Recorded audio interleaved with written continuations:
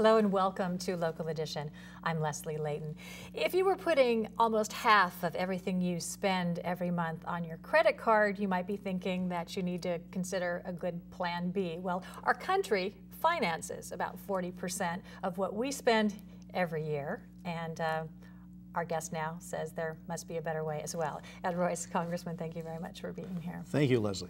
That is a big number to consider, that we borrow 40% of what we spend. We just got ourselves into a big borrowing financing mess in the real estate market. We should know better by now. And we're on pretty shaky ground, too. The Federal Reserve Chairman says that this is not sustainable. And this year, that budget deficit will be $1.5 trillion.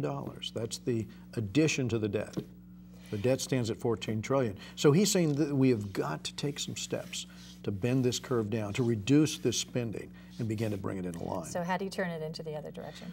Well, what we're trying to do is, on the House side, we passed a bill, the continuing appropriations for the government, in which we reduced the spending for the discretionary spending by $100 billion over the next 12 months. And now what we're also suggesting is we look at the entitlement reductions. But first we have to convince the Senate on this first bill, which is the bill that funds the government, that we need to make these reductions. So that bill is now in the Senate. We are in negotiations between the House and Senate over the next 2 weeks. What are the odds of that moving forward?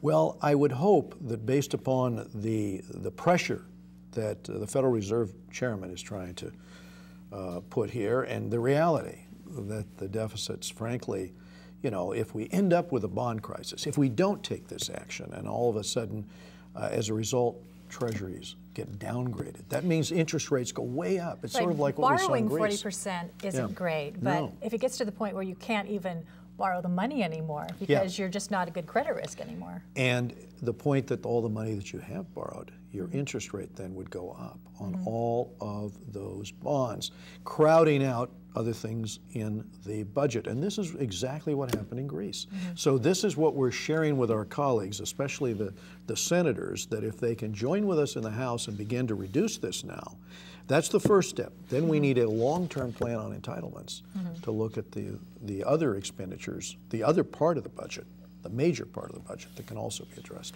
But we're looking at this at the same time that we're looking at the health care plan. Yes. And at the same time, we have a revenue issue where, you know, taxes are the greatest form of revenue. And taxes are down because the economy's down. Right. You know? And there's a question of, you know, just how much more we could get in taxes, because we have for our corporate tax rate in the developed world, we have the second highest corporate tax rate. So at some point you get into a competitiveness issue. So spending is what has really grown, and I just think that needs to be addressed, and I hope this legislation that we've got in the Senate right now, that we can reach concurrence quickly on it. If we do get the spending cuts that you're talking about, how much of a resolution will this be for us? Well, I think it sends a big message to the markets that things have begun to turn, the corner's been turned, and we're headed the other direction. And it also provides impetus. You know, the President had his Deficit Reduction Commission. It provides impetus to reopen the argument about doing something long-term about entitlements. You know, we're all living longer and longer, and smaller and smaller families, which means there's fewer and fewer people working to support every retiree. So I think there's some issues here that we have to address in terms of making sure the solvency is there, and that will also help in terms of the deficits, help reduce the deficits if we do that. Okay, well, we'll just have to see how that goes. Leslie, thank you very much. Thank you very much for being here today. And thank you for tuning in.